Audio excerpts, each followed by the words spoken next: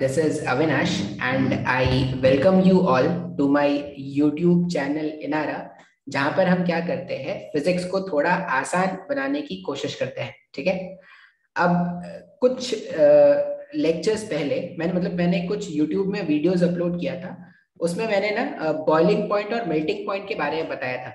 और boiling point और melting point क्या होता है? बॉइलिंग पॉइंट का डेफिनेशन अगर मैं आपको याद दिलाऊं तो बॉइलिंग पॉइंट वो टेम्परेचर था जहां पर क्या होता था, लिक्विड फेज और वेपर फेज जो है वो इक्विलिब्रियम में एग्जिस्ट करता था। उसी तरह मेल्टिंग पॉइंट में लिक्विड फेज और सॉलिड फेज इक्विलिब्रियम में एग्जिस्ट करता था। ठीक है। अच्छा, मैंने ना उस समय जब बॉइलिंग पॉइंट और मेल्टिंग पॉइंट बताया था तो मैंने प्रेशर का कोई जिक्र नहीं किया था।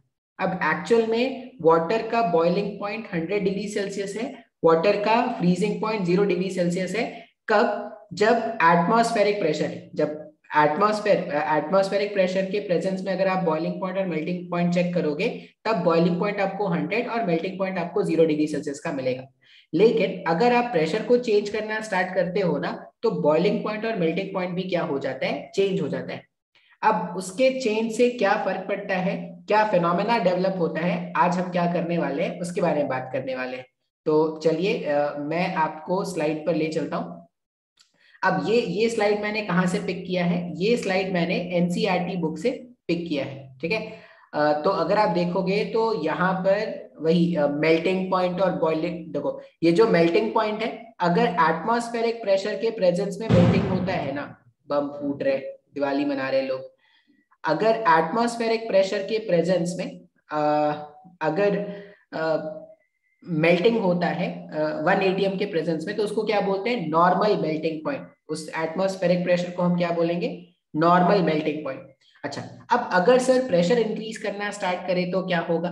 तो जब आप प्रेशर इंक्रीज करते हो ना तो वाटर के केस में ये देखा गया है कि अगर आपने प्रेशर इंक्रीज कर दिया तो वाटर के केस में वो जो मेल्टिंग पॉइंट होता है वो कम हो जाता है। यहाँ पे कहीं पर ये लाइन लिखा भी होगा, एनसीईआरटी बुक ने ये लाइन लिखा है। ठीक है। क्या होता है?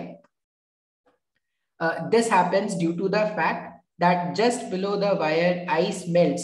Ice melts at lower temperature due to increase in pressure. तो प्रेशर बढ़ाने से आइस जो है वो कम टेम्परेचर में क्या होता है? मेल्ट करना स्टार्ट करेगा। अच्छा, मुझे ना इस टाइम पर मैं आपको ये रीजेलेशन जो प्रोसेस है वो समझा सकता हूँ। कैसे समझते हैं सर, कैसे देखेंगे?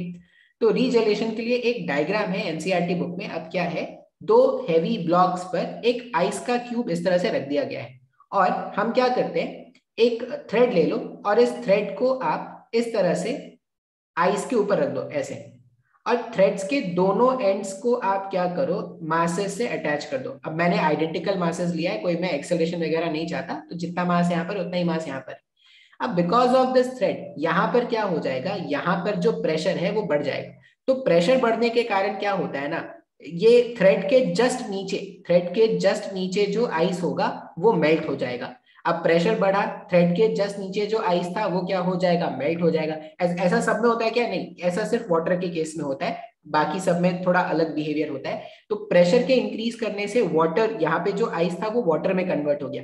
तो जैसे ही ये वाटर में कन्वर्ट होगा थ्रेड नीचे चला जाएगा। अब जब थ्रेड एक बार नीचे चला गया तो यहाँ पे क्या हो गया, प्रेशर, अब जैसे ये थ्रेड मान लो ये मूव करके यहाँ पर आ गया, तो इसके ऊपर जो आइस का लेयर है उसके उसके उसके ऊपर जो प्रेशर है वो तो नॉर्मल है, 1 एटीएम है। तो ये वापस से क्या होता है, ये वापस से ऐसे फ्रीज हो जाता है। उसी तरह धीरे धीरे ये जो थ्रेड होता है ये नीचे जाता है, नीचे जाता है, नीचे जाता है, और जैसे थ्रेड नीचे जाते जाता है, इसके ऊपर का जो आइस का लेयर है, इसके ऊपर जो वाटर, जो प्रेशर के इंक्रीज करने से जो वाटर में कन्वर्जन हुआ था वो वापस से क्या हो जाता है, आइस में कन्वर्ट हो जाता है।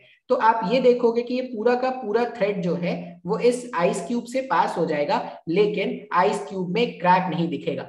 इस मेथड को हम क्या बोलते हैं? रीजेलेशन। रीजेलेशन में क्या हुआ, तो आपने प्रेशर बढ़ाया, प्रेशर बढ़ाने से क्या हो गया, आइस लिक्विड में कन्वर्ट हुआ। जैसे ही प्रेशर कम किया वो जो लिक्विड है वो वापस से आइस में कन्वर्ट हो गया। तो this process is known as regelation. अब बिकॉज ऑफ दिस रीजेलेशन, ये जो रीजेलेशन प्रोसेस है ना, उसी के कारण क्या होता है, स्केटिंग पॉसिबल हो पाती है।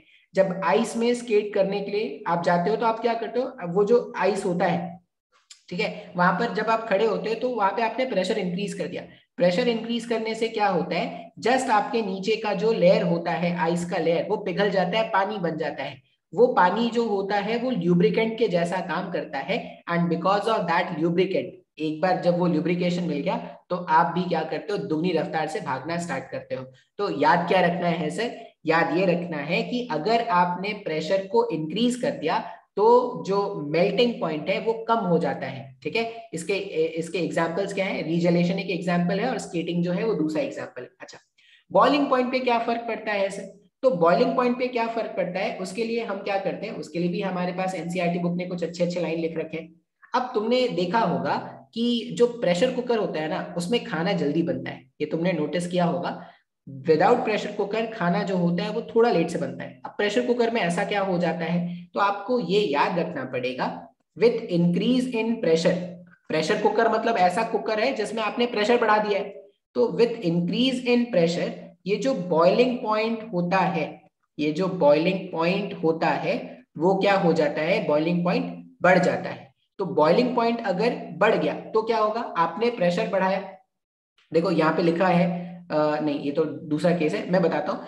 अगर आपने प्रेशर बढ़ाया तो प्रेशर बढ़ाने से बॉइलिंग पॉइंट बढ़ गया, बॉइलिंग पॉइंट बढ़ने से क्या होगा, जो भी देखो अगर बॉइलिंग पॉइंट अगर 100 डिग्री सेल्सियस है ना, तो क्या होगा, आपने हीट सप्लाई किया, कुछ अमाउंट ऑफ हीट वो अपने टेम्परेचर को बढ़ाने में खर्च करेगा और रिमेनिंग हीट वो क्या करता, फेज चेंज में यूज कर लेता। अच्छा, इस केस में क्या होगा, अगर बॉइलिंग पॉइंट बढ़ गया है तो ज्यादा टाइम तक वो एनर्जी जो है वो आपके खाने को मिलेगा ना, वो एनर्जी जो वो फेज चेंज में यूज कर रहा था वो एनर्जी तो वो यूज नहीं करेगा।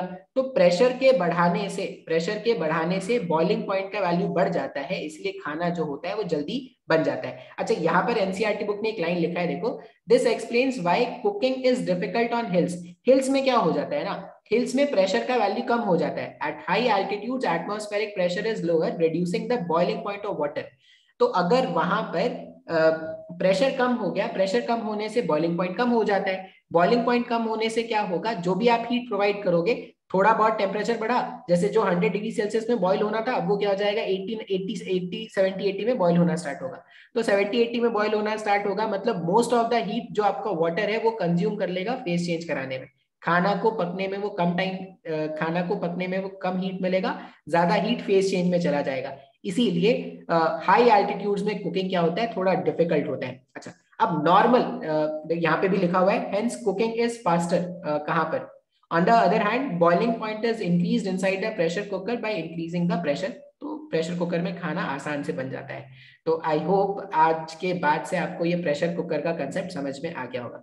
अब नॉर्मल एटमॉस्फेरिक प्रेशर में जो बॉइलिंग पॉइंट होता है that is known as normal boiling point.